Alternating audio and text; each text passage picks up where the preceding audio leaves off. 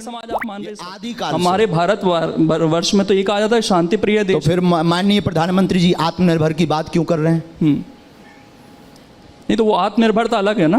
अगर वो कह रहे हैं आत्मनिर्भर बनो तो हम भी रक्षा के लिए आत्मनिर्भर बन रहे हैं। नहीं तो फिर इंसान खुद पुलिस बन जाए, ये कहना चाह रहे हैं इंसान नहीं, पुलिस नहीं, कानून को हाथ में नहीं लेना। आत्मरक्षा के लिए कोई भी वस्तु रखना। ये गन क्यों दी जाती है?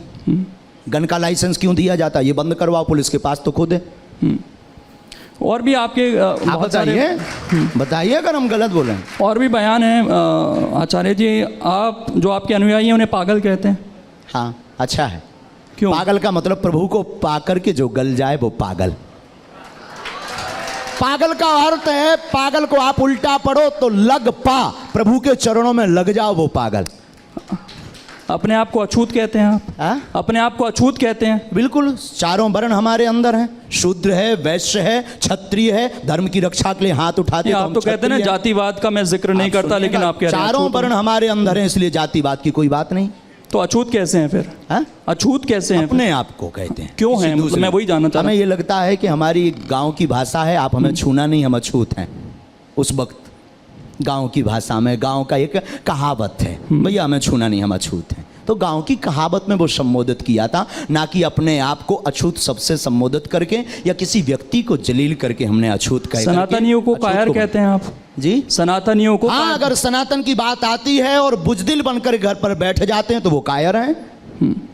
राम की बात आती है और राम के लिए जबान नहीं उठती, संतों की बात आती है, धर्म की बात आती, और अगर कोई बाहर नहीं उठता, मुंह नहीं खोलता, अपनी वाणी नहीं खोलता, तो वो बिल्कुल कायर हैं प्यारे। तो ऐसा क्यों लग रहा है कि समाज कायर होता जा रहा है हमारा, और आपको इस तरह की बात कहनी पड़ रही है? जग भी बहुत रहे हैं। हाँ।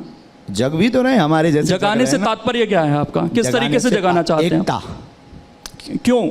आप कहते हैं मैं जाति नहीं मानता, मैं धर्म नहीं मानता, तो आप इंसान को एक कीजिए ना। आप वहाँ सनातन ही जोड़ देते हैं। सनातन का मतलब कोई पर्टिकुलर धर्म नहीं, समानातन का मतलब वो धर्म जिसमें वसु सारे धर्मों को एक करना चाहते हैं। पूरी बात। हाँ। वसुदेव कुटुंबकम की चर्चा, हम उस सनातन धर्म की बात कर रहे हैं जिसके मंदिरों से आवाज निकलती है, विश्व का कल्याण हो, विश्व में शांति हो, प्राणियों में सद्भावना हो। और जो इस चीज को नहीं मानते वो दूसरे धर्म को मानते हैं। अगर वो नहीं मानते तो वो मानव है, नहीं है, मानव समाज में रहने के लायक। दूसरे धर्म की बात कर रहा हूँ मैं सर, जो वो अपना पालन धर्म हमारे हैं, सब धर्म हमारे हैं, जिसमें मानवता सबसे पहले, हमारा उद्देश्य है मानवता। तो एकता की जरूरत क्यों है? समाज बिखर रहा है क्या आपकी नजर में? बहुत ज्यादा जातिवाद के नाम पर रोटियां सेकी जा रही हैं श्रीमान।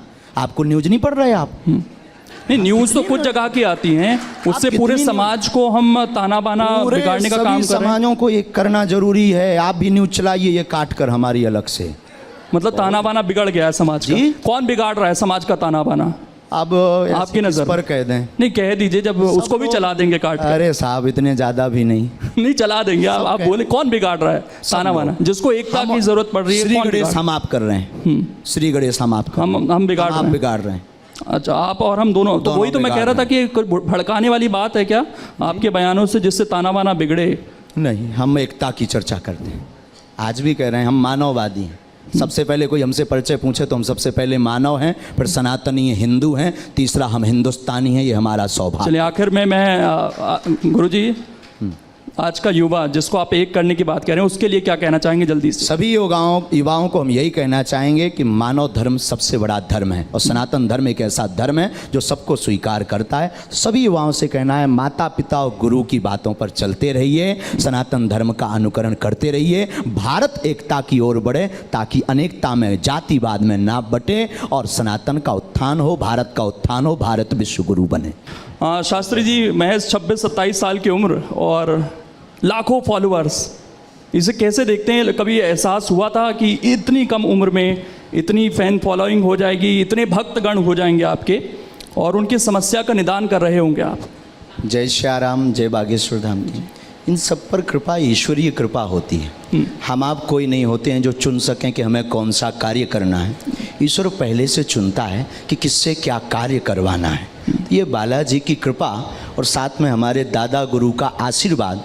तो बालाजी की कृपा से एक ब्राह्मण परिवार में दास का जन्म हुआ, तो वहाँ से यह परंपरा पर दरबार की, कथा की, आदि की प्रारंभ हुई। फिर दादा गुरु ने हाथ पकड़ करके बालाजी के चरणों में लगा दिया, तो निरंतर मानव सेवा में लगे हुए हैं। तो हमें लग रहा कि ये किसी व्यक्ति की सोच से ये कार्य निश्चित नहीं होता।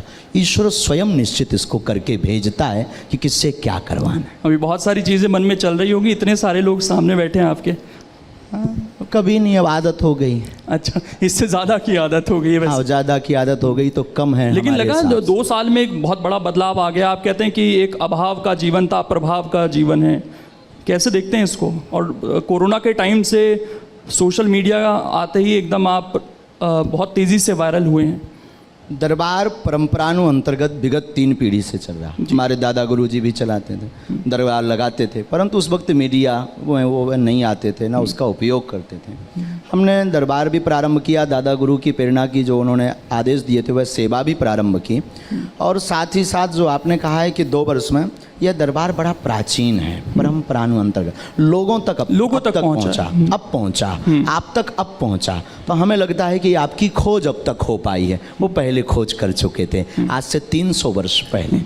आपने कहा कि ईश्वर की शक्ति है, मैं कुछ नहीं हूँ, तो ईश्वर ने आपको क्यों चुना? ये एक जहन में सवाल आता है लोगों के।